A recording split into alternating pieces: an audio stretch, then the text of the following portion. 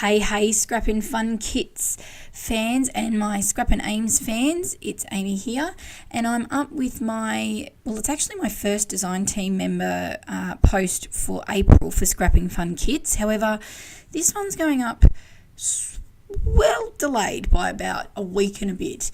The post has already gone up on the Scrapping Fun blog, but I've had this video sitting in my edited file but not voiceovered, and I just have not had a chance to get it done. So I'm going to do it, but by the time this probably goes up, which it's Sunday night now, it'll go up probably tomorrow sometime on YouTube. My next blog post for the month will be due out in the next few days, but hey, it's here, it's cool, whatever. So for this first project, I thought I'd do something a little bit different for me, and I would use some craft cardstock as my background paper, because the kit for this month is an Anzac themed kit. So you've got your browns and you've got your reds, and that's real vintagey kind of feel. However, I did struggle a little bit with this one because I don't have a lot of Anzac photos, and I haven't been to a lot of dawn services. So I'm actually scrapping a photo of me with my 3 kids on a day out together. And it's you can see in the top corner there, and it's in the background is just it's in a garden. So yeah, we went with brown. It also gives me an opportunity, because I think from memory there's not a lot of colour, so it's really giving me an opportunity to just go nuts with some colour, incorporate all the colours of the kit as well as any that might pop up through the photo. But yeah, so I just wanted to step outside the usual. So just showing you here, I'm using some of those Dina Wakley scribble sticks. Again, something in my stash that just wasn't used very much, if at all. I've probably used them maybe twice since buying them at a retreat last year. So I thought, I'm going to give it a go. So basically, you can see here, I'm going to have a bit of colouring in go. And I colour the top in. So I had a bit of a plan, I had a bit of an idea, didn't quite go according to plan, but I fiddle around and I make it work. So I did dry the clear gesso. It doesn't look it in the background here, but it's all good. It's all good. We just go all around it. So I'm really trying to get a really concentrated colour here, because what I'm going to do is come in with water and basically saturate it with water and turn it into a watercolour. I just wanted to try something. Really, I'm just mucking around with product. Why not?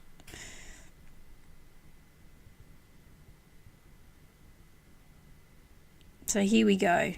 I did have to give it a bit of a good dosing of water with some of it. The purple one there turned out fabulous. Like, it was just beautiful.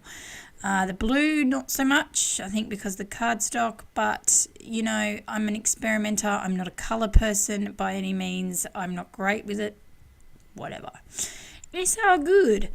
I'm happy to muck around and just live and learn, really. I wanted to give that drip down effect in the background. No relevance really to my theme, I guess. I just wanted to go a bit of mixed media. I think from memory, the mood I was in, it was just really just going with the mixed media. Just go nuts. Why not? I think the mojo was flowing. I think from memory, I hadn't really been in my craft room very much. You would probably notice over here, there's not been a lot of videos or on my Instagram or anything like that if you're a follower. I haven't really had a lot of chances to be in my craft room, and so when the mood strikes like it did when I started this one, and I did a couple of others after this, I was just like, let's just give everything a go. So yeah, that's what I did. Now I'm coming in with a Flutter by Design stencil with some Colour Blast pastes in a brown and the white. And I know you're probably thinking, why the hell did she pick brown on craft cardstock? But because, as you can see, it's not vibrant, but up close it gives a really nice shimmer. So whilst from here it's not a great choice potentially, up close it's got a really nice glimmer to it, and I just wanted that for the texture and just that visual interest when you're looking up at the layout. And again, I'm going with that circular look because the poppies and as you can see, the doilies and things in the kit have that circular fashion in them. I'm just going to go with those as well. Now I'm going to layer my photo up with some different layers here. Now again, I'm going with, I think they were 1 inch, 2 inch, 1.5 inch, something inch strips of paper, because again, I wanted to try something a bit different, because why the hell not? And I wanted to layer my photo but not with thick blocks of paper.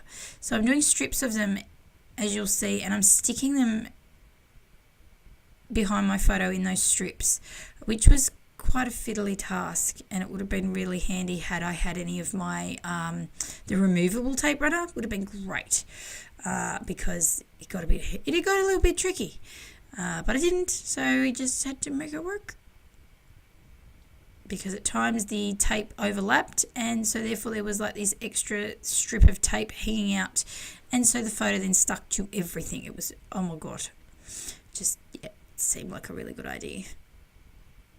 But that's okay. We'll just make it work.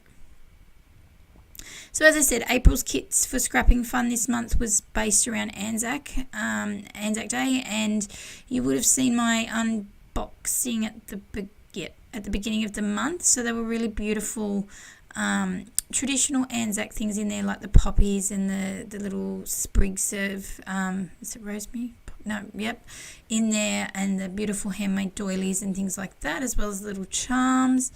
So it is really quite beautiful. And as I said, this is from my first project, which went up on the blog at the first of the month, the first Saturday. I was so confused. I think it was the first Saturday. So this one will go up in the next few days. Not this one, the next one, which is an art journal page, will go up in the next few days as well, which will be another video. So hopefully I will edit that one as well tonight, and it will actually go when the blog post goes up. But yes. So as you can see, I wasn't sure how to do these strips, whether or not I was going to do them not the same length. I think I do them a little bit off center to each other kind of thing, I think. Would have been really good to do the voiceover after I edited this, because I usually edit them fairly quickly after I film a video. They don't usually sit in my storage for very long, but it's voiceovering them, finding the time to actually, voiceover without sounding like a walking zombie. Alright, so now I'm just going to start adding, I think, my embellishment pieces and things on. So you can see everything's scattered, all the embellishments I'm going to add. Here's some washi. And as you can see, I've really just randomly placed that texture paste. I just wanted some texture and visual interest around the page, because the craft background is different for me. To me, it looks very plain and boring. But I really just wanted to try and use it. Someone else, I actually think I might have got a bit of inspiration from someone. I'd maybe watched a video on YouTube, maybe? One of my YouTubers. Maybe that's where the idea came from. Maybe. I can't remember. Anyway. Anything past yesterday, I'm not going to remember. My memory is that bad. But yes, there was this beautiful little cut it out, I should say. Beautiful flower piece. Oh, I adored this.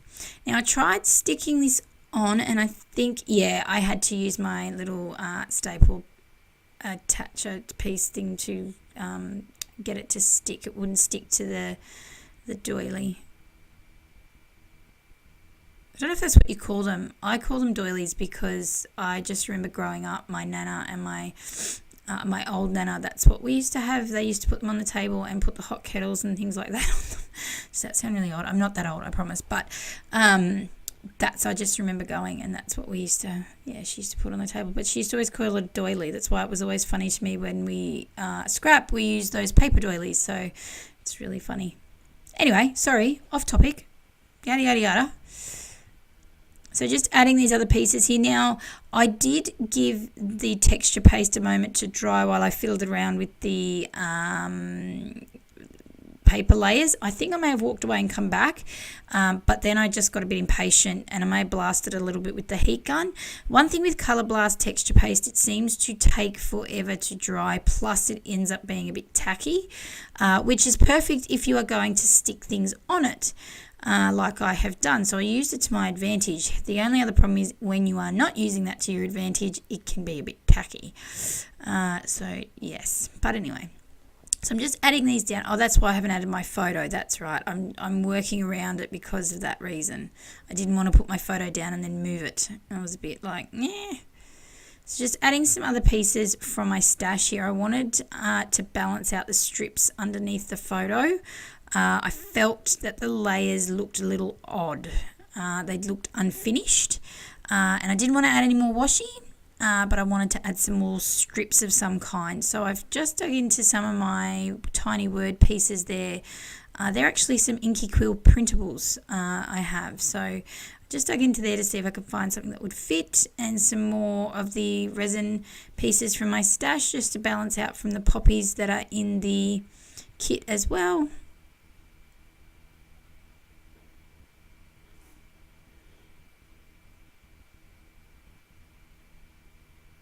And now I have used just normal craft glue to stick my resin pieces down. Usually I use glossy accents, but I have run out. So I actually have to get some more. But it has stuck all of that down. Nothing's come off. So I was really happy with that. Thank God. Because I was like, what am I going to stick all my, like those really thick, heavy embellishments down with? But it worked. So I was happy with that. Just looking to see to add any more. And I think I popped my photo on some 3D tape. Some foam tape, sorry, when I say through, I think. Just to give a bit more dimension. But I could be wrong. Usually I do. That's always my go-to thing, I think, with 12x12s now. I actually went to Spotlight today and brought a new trolley. So excited. But I actually brought a big bulk pack of the foam sheets that you can buy. Which isn't too bad, 65 pack of them for like $15, so hopefully that'll last me a while. Alright, photo down, so that's good.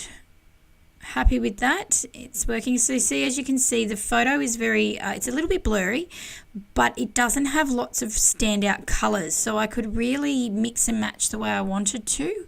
So I could pull in some purple there. I think my daughter, one of the girls, might be actually wearing a touch of purple, so that could be why I've incorporated the purple.